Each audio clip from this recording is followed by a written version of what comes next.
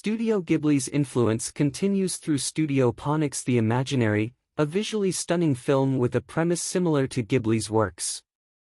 The film explores the power of a child's imagination, featuring a boy named Roger and his adventures with fantastical creatures.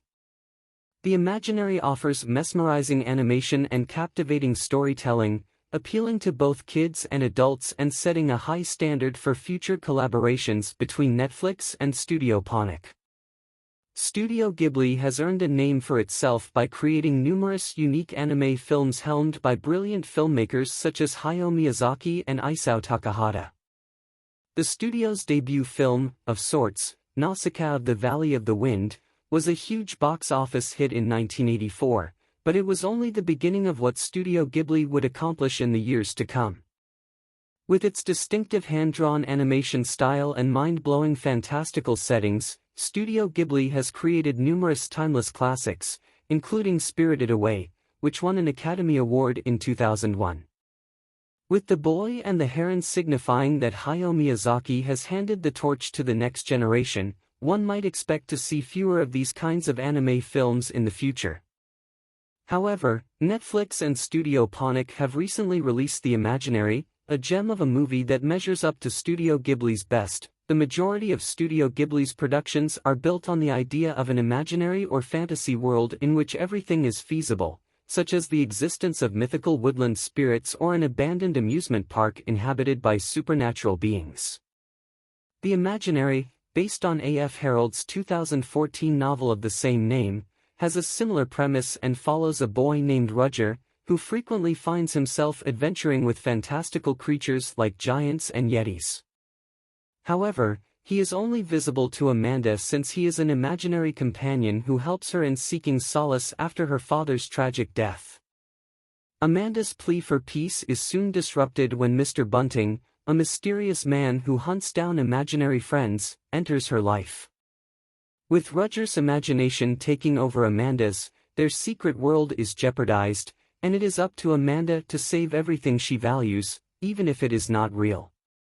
While the film seems very similar to John Krasinski's If, with both exploring the concept of using imagination to deal with grief and childhood trauma, The Imaginary is the closest when it comes to Studio Ghibli's stories. The renowned studio boasts many appealing qualities, including unique animation, hand-drawn artwork, and phenomenal storytelling. However, what viewers find most intriguing are the settings they are introduced to, which is precisely what Netflix's The Imaginary excelled at.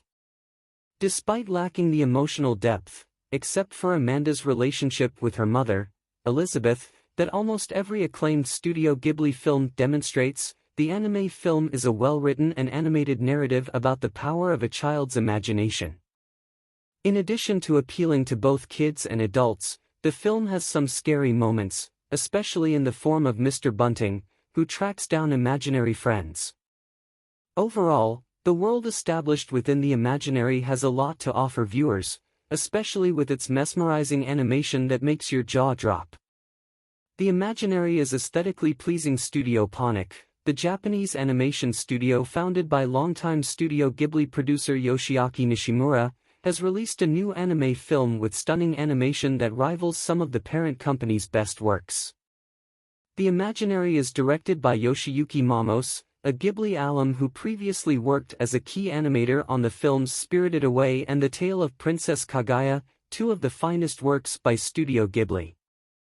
While Nishimura's intentions for Studio Ponic were evident throughout the film, Momos' efforts to create The Imaginary were just as commendable. The film was masterfully brought to life with lush hand-drawn illustrations that flawlessly reflect Amanda's dreamy, fantasy world.